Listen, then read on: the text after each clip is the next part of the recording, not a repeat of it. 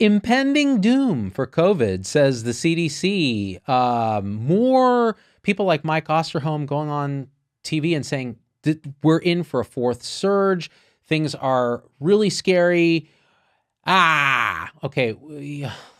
Can we have a rational discussion about things like the fourth surge, variants, vaccines, and what we should do? Because I think we're all kind of tired of the fear mongering. Now, I'm not saying it's not fully, entirely inappropriate, because I think what's happened now is we have a situation with coronavirus, and by the way, leave your comments, leave your questions. We're doing this live. We have a situation with coronavirus where we've turned something that has a generally low fatality rate, but still will kill hundreds of thousands or millions of people if left to just rip through, has a low fatality rate, but is now preventable. It's now a preventable disease. And I'm not talking about masks and social distancing and washing hands, which probably have some effect. I'm talking about actually preventing the disease with a vaccine.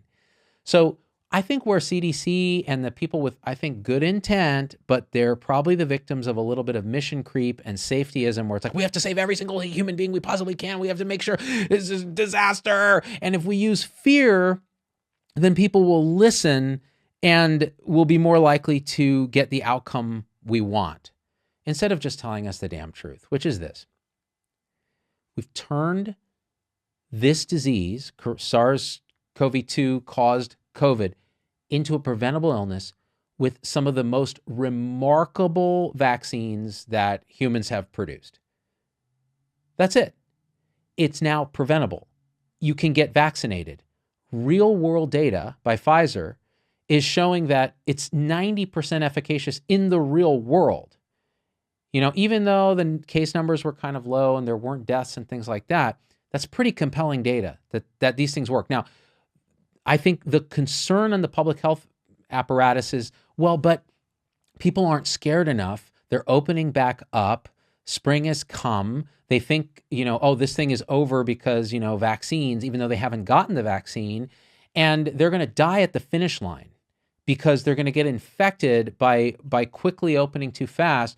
You're going to get what you see in Europe, which is another surge and hospitals getting full again, and then people dying when it's now preventable. If people could just hold on, wear their mask, distance, don't go to the church, don't go to the bar, don't open the restaurants, don't go to the sporting event. If we do all that, we can get to the finish line with much fewer deaths. Okay. We need to get together with other people. It's been a year of a pandemic, right? That has an infection fatality rate of probably 0.2 to 0.3. So you could say, still hundreds of thousands of people are going to die, but our response to it has been to, first of all, in the US, do a half-ass lockdown that never really was quite correct. So you never really suppressed the disease. And then you had all the negative side effects of the half-ass lockdowns that continue for months to a year.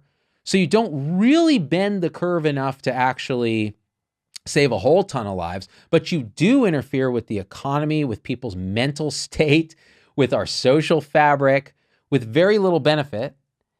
And we've been doing it for a year. So now we're in a situation where the government appropriately invested in vaccines. It turns out the combination of a public entity, the government, and private institutions, the pharmaceutical companies, along with decades of science, have emerged some of the most efficacious vaccines that we've had in history. I mean, it's a new rebirth in vaccine science that we've had because of this pandemic. These things are ridiculously effective, absurdly safe.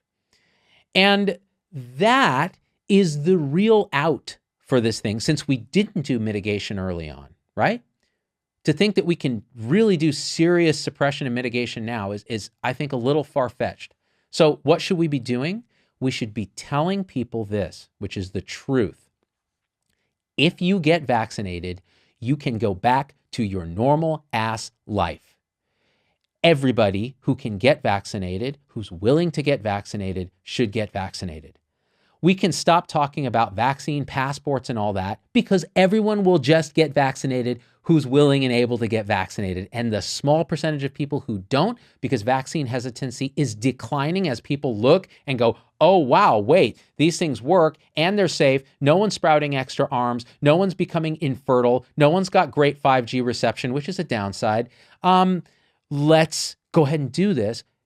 Spin up as much vaccine as you can and get it into as many arms as are willing to get it. And we're done with the pandemic. All this talk about there's an impending sense of doom, don't jump the gun, don't do all this. How about this? Shut up and get the vaccines out there as many arms as you can. And then there's the debate of, well, should they just have one dose? And that way we could vaccinate more people. Look, there are smart people on both sides of that debate. I'm not smart enough to know the answer because we don't have the data. We don't have enough data to firmly say one way or the other. I don't care. I think we have enough vaccine soon to just anyone who wants to get vaccinated can get vaccinated. 2 doses for the mRNA vaccines, 1 for the Johnson & Johnson if you don't want 2 doses. That's a great vaccine, by the way. So why aren't we just doing that? Well, I'll tell you why. One is, of course, it was slow to spin up. Okay, that's getting better. 2, they focused first on hopefully the most vulnerable people, which means if we start opening up now and you see cases bump, what we need to also see is what are the deaths doing? If we did vaccinate the most vulnerable people en masse, that means that deaths ought to be declining because the vaccine is like almost 100% efficacious against severe disease and death. So if you focused originally on the most vulnerable people who are most likely to die, the elderly, people with 2 or more chronic diseases, you could even argue obese people of any age, what we ought to see is as you open up, yeah, the disease is going to spread more. Why? Because there's variants that are more contagious than the original because the virus evolved to higher contagiousness as, mitigation measures put pressure on it. And it was still replicating enough that it could generate mutations that were then selected for because they conferred an advantage, easier to spread. So look at B117, the UK variant. It spreads more easily. It maybe replicates more easily. Maybe it infects children more easily. Do the children die more often? That hasn't been shown, but maybe they can get more easily infected. Okay, so you're going to see cases bump. And that's what CDC is probably looking at is going, oh, these cases are actually, they've been stabilizing at the 60,000 range. That's not low. That was actually high in the summer. That was high. So then they say things like, well, now I have the sense of impending doom, that this is going to lead to a base from which another surge happens. Except, what do we really care about? Hospitalizations, long-term disease, and death. If we vaccinate the most vulnerable first, and then we vaccinate everybody else, we ought to see those parameters improve, even if infections are still high in people who are unvaccinated, which will be more younger people, et cetera, who weren't first in line for the vaccine. So once you start vaccinating them, what we're going to see is what we see in Israel, where there's high vaccine penetration, a lot of people vaccinated, hospitalizations, deaths off the cliff, dropping. That's where we want to be. And all the other talk, this talk about, oh, well, maybe we should have a vaccine passport so we can get those restaurants open and all that. Look, I get it. I did a piece on that. There are pros and cons to that. And the cons are, it's not a very fair thing because people who haven't been able to get vaccinated, minorities who haven't gotten vaccinated, kids, so there's a generational unfairness, there's all kinds of unfairness there. But apart from that, and it triggers people who have this liberty thing, they're like, no, you're not keeping track of me and I'm not showing you my papers. Fine. Why are we wasting our breath even talking about that when we ought to just be vaccinating as many people as possible? Now let's talk about that for a second. Why? It turns out, they've looked at this now. There's like 12 people that are responsible for like the vast majority of anti-vax information that's spread online. And it's all weaponized and catalyzed by social media. So that 12 delusional lunatics, and I'm, again, be really clear here. I was skeptical about this vaccine because of how quickly it was developed, apparently, although we've talked about why that's not a thing, and the fact that you should be skeptical of any new therapeutic when you're giving it to healthy people. That's normal scientific skepticism. People who are concerned, who are on the fence, who don't want to be first in line for this vaccine, you're not being irrational. You're being quite rational and quite human in how you're thinking about it. We're not talking about you. We're not talking about a mom who heard some misinformation who's like, am I going to become sterile taking these mRNA vaccines? Like, is this something I want to do when my risk of dying from COVID is infinitesimally smaller than grandpa? Why should I be in line for this? Okay, you're being rational. You're thinking about your own risk and you're trying to figure out your place and what you should do. You're a good, rational thinker. I'm talking about this delusional set of anti-vaxxers who hated all the other vaccines. They hate this vaccine. There is no amount of evidence that will convince them, and they will use any tactic or strategy necessary to convince people that these things are not only not safe, they're not effective, and they're actually going to make the pandemic worse. All of that is untrue. We've done multiple videos about why, but you're going to let these 12 ding-dongs who have everything invested in this anti-vaccine thing influence your grandma, who can die if she doesn't get the vaccine when everything opens up. More likely to die, right? Being older. Twice as likely to die of COVID than in a car accident. So why would we allow that? And yet, again and again and again, people send me, what do you think of Sherry Tenpenny? I think she's a delusional psychopath. That's what I think. Everything historically, she's been an anti-vaxxer. Everything she says is wrong. She appeals to the heartstrings. She's selling books and different things. And it's like, well, how is that any different than somebody you're calling a pharma shill, who, by the way, isn't me, because who pays me? You do. Supporters fund this show. So stop looking at the 12 people that are doing this, the Tenpennies, the Del Bigtrees, the Robert F. Kennedys, and look at the 12,000 scientists who are like, well, but yeah, this is amazing, right? So once we get over that vaccine hesitancy, that, by the way, was very appropriate before we had more data. And now Pfizer's looking at this data, real world outcomes, amazing. Looking at adolescents now, turns out it's 100% effective in adolescents. Oh, there was a concern. Well, what if you're vaccinated and you can still spread it or still get silently infected? Well, yeah, that's possible because vaccines aren't 100% perfect. But now the data shows that no, it drops asymptomatic infections and transmission, like almost every vaccine we have does. So the things work. What CDC ought to be telling people, what our public health apparatus ought to be telling people is, these are miracle drugs. Get them. And let's move past this national nightmare and international nightmare. That's it. They're safe and effective. Get them, and then you can go back to your life. And we can go back to our life. Sporting events and bars and restaurants, and goddamn, school should have been started already if it hasn't in your town, like my town. My kid just today went to a half day of hybrid school for the first time in well over a year. The first time. And she's been looking forward to it during all of spring break to see her friends. And yeah, they got to wear masks, and yeah, they got to wash their hands, and yeah, they're going to be distanced by some arbitrary rule that someone pulled out of their ass. But you know what? It's starting. We're opening up. Now, is Rochelle Walensky correct that we're going to have another wave? Is Mike Osterholm correct? They could be, that we have more infections. I personally don't think we're going to have the bump in deaths if we can just get the vaccines out there. So the sky is falling, feeling of impending doom. We ought to be messaging, the end is in sight. Don't blow it at the finish line. Get your vaccine and you can move on with your life. Instead of, oh, we're going to be wearing masks forever. Here's your vaccine passport idea. And, there's going to be a new normal where we're never quite the same in a bad way. Okay, that's no good. All right? It's just not going to work. People are not, you want people to get vaccinated, tell them the truth about the vaccines. And that's all it takes. And how do I know this? Because I get hundreds of messages from people who are like, thank you for telling me the truth. I got the vaccine. I was confused by this, and the CDC said this, and they said this. And let's talk about variants. Well, people are saying, well, but the vaccines aren't going to help with variants. And in fact, if anything, they're going to promote the emergence of new variants by putting selective pressure on. Yeah, except we haven't seen any evidence of that.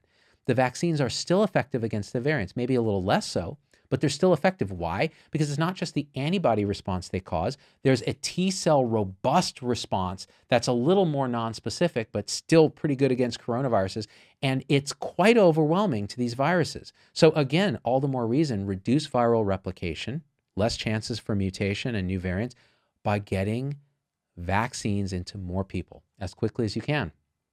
They work. They work against the Brazilian variant. They work against the UK variant. Will a variant eventually escape vaccine? Maybe. But that's down the line. And for now, we can actually do pretty good. And then you can get an updated vaccine pretty quickly if we need it, which there's no conclusive evidence yet that we do. The other question people have now, this is a bit of misunderstanding the way the media has been portraying some of this.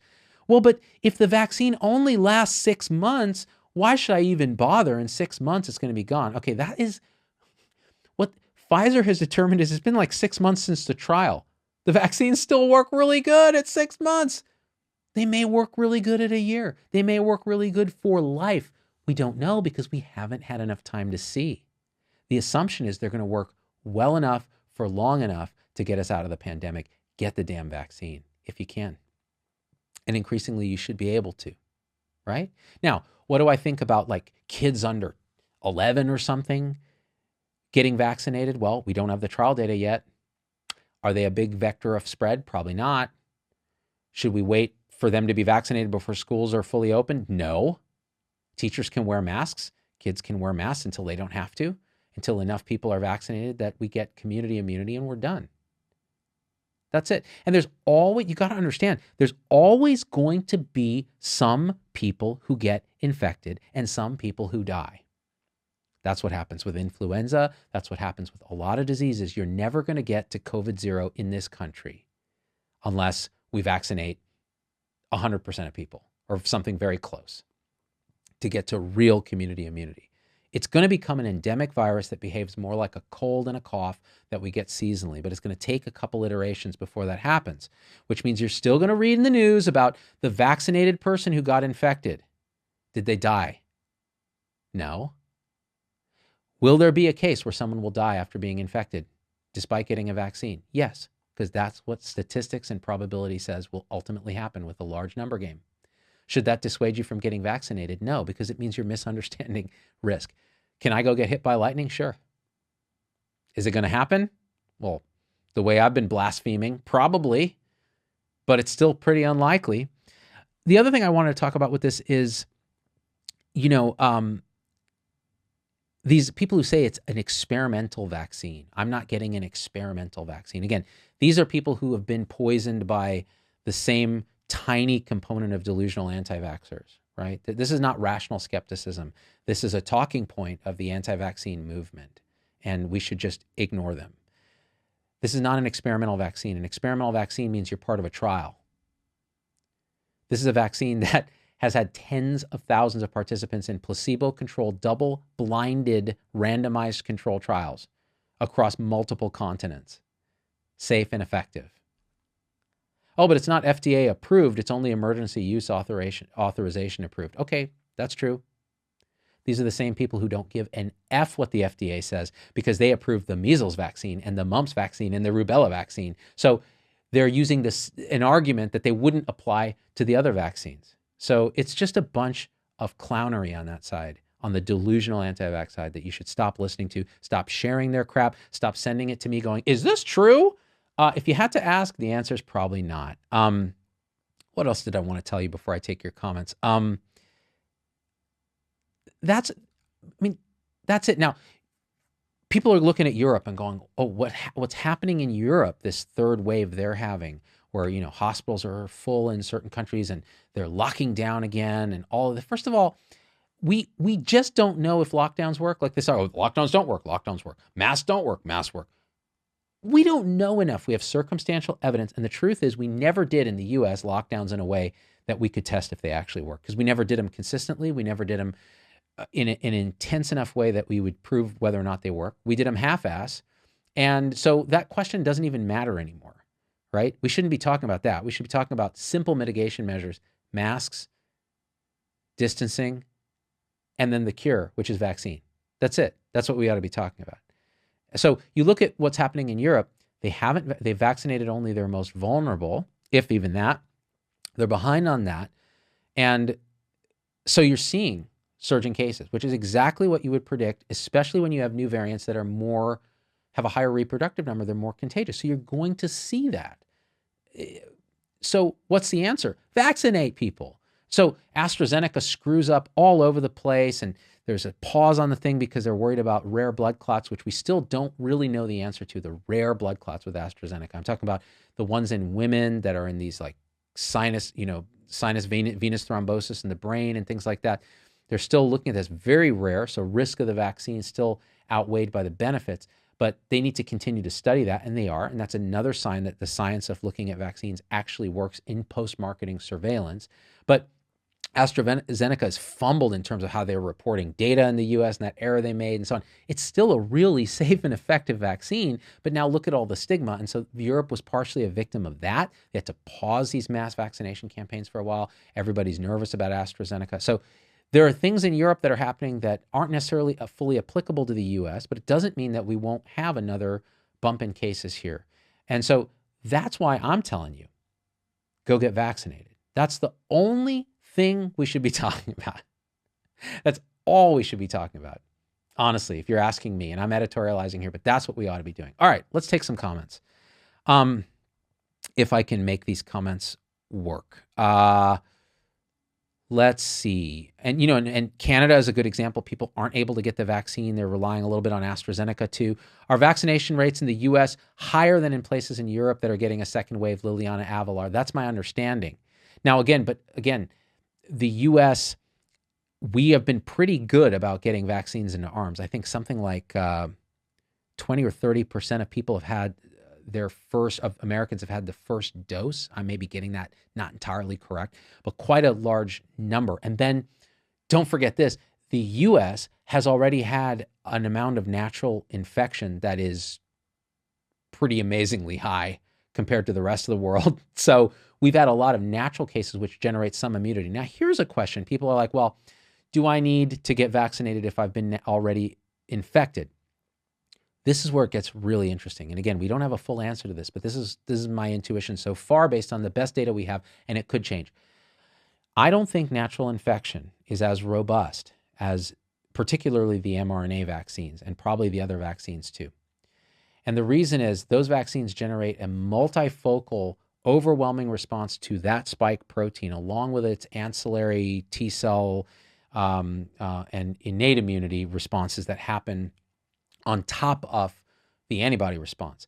And so assuming you get the full set of doses, if you're talking about the mRNA vaccines, both doses, there is some data that might suggest that it is a more robust immunity that is more resistant to variants that are circulating in probably some future variants than being naturally infected. And so then the question becomes, well, if you're naturally infected, where in line should you be for the vaccine? And the answer is if everyone's being offered it, then anywhere you want. And then the question is, should you get both doses if it's an mRNA vaccine? And the answer is we don't know, but probably one dose is pretty good if you've been naturally infected already. It can act a bit like a booster, but we don't know 100% for sure, but there's some circumstantial evidence. And could you just get the J&J vaccine and have a single dose there? Sure.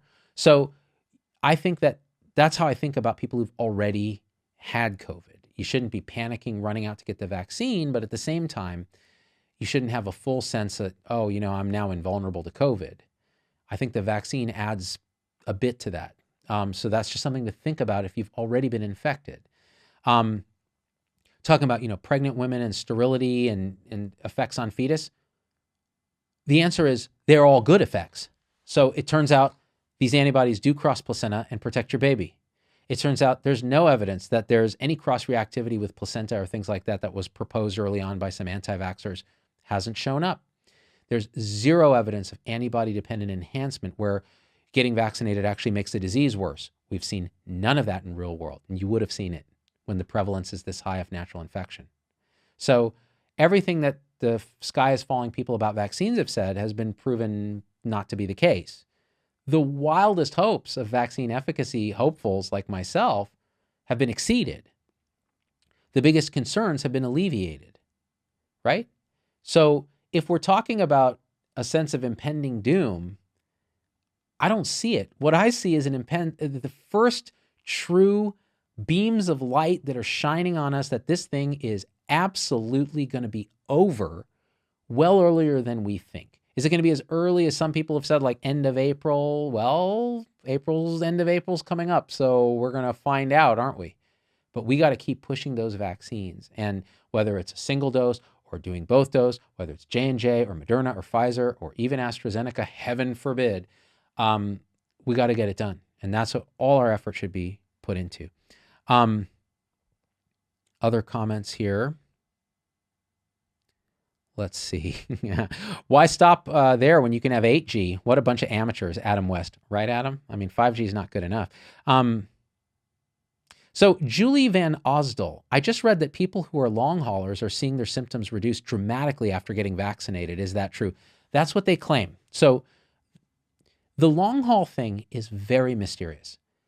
Nobody can deny that these symptoms are real, that people are suffering, that they're having real effects, right? What we don't know is why. We don't know why some people get them and most people don't. We don't know why getting a vaccine would then suddenly make you feel better. If I'm being completely transparent in my own thinking, which is what you guys pay me for, meaning my supporters, I would say this. I think that long haul COVID is a complex biopsychosocial scenario where there is a component of biology. You've been infected or you've somehow been exposed to coronavirus. And some people have never had, who say they're not long haulers, have the symptoms, but have never actually had documented COVID infection, which means maybe there were false negatives, maybe they weren't tested, but maybe they never had it. There's a psychological component because the mind and the body are not two. That doesn't mean it's all in your mind. It means everything is in your mind. The body appears in our consciousness. So there's a psychological component, meaning there's the social contagion, there's expectation, there's other trauma and other issues that go into these things. And so that contributes, just like it does for pain. And we did the show with Rachel Zoffness about that.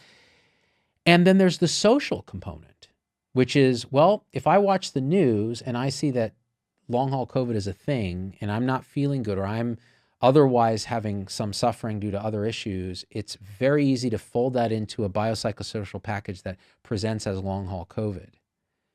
And then there's probably people who have pure biological long haul symptoms, like people who've been ICU hospitalized and have lung scarring and permanent reductions in FEV1 and diffusing capacity in their lungs and permanent organ damage and heart damage from the virus. And that is another type of long haul, right? So you see how it's not just, I have long haul COVID. It's well, no, let's look at this from an integral perspective of what all the pieces that are showing up in your presentation, because your symptoms are real. Now the question is, how do we help you?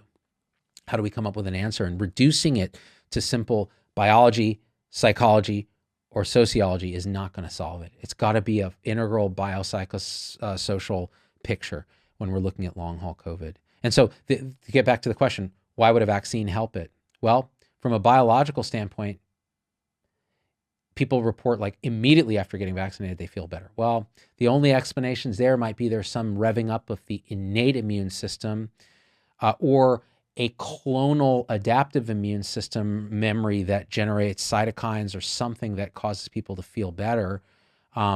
Maybe coronavirus is hiding out somewhere, but that's not been documented. And so this would help alleviate that with a more robust immune response. There are probably some other biological mechanisms that might be at work, including some effect of the adjuvant nanoparticle piece, if it's an mRNA thing, on autoimmunity. I mean, I'm waving my hands here because we don't know. But there's definitely a psychological component because we know that placebo effect is real. So you now give someone a very powerful vaccine and you tell them this is a very powerful vaccine and they start to feel better. Why ignore that? Harness that. That's wonderful. That's the relief of human suffering. Go for it. Absolutely. So again, that's how I think about that. And I'll get hate for this. I don't care. Like I said, you guys pay me to be me and be authentic. And if you don't like me, you unsubscribe. And if you're really cool on Facebook, you don't just unsubscribe. You treat it like an airport. You announce your departure. I used to love you, Z-Dog. But ever since you said long haul COVID was biopicopostal, my friend had that, and you're a liar. I'm leaving now. I'm hitting the unsubscribe button. My finger is almost there. Why aren't you gone then? Because I need to let you know that I'm hurting inside. That's really what it is.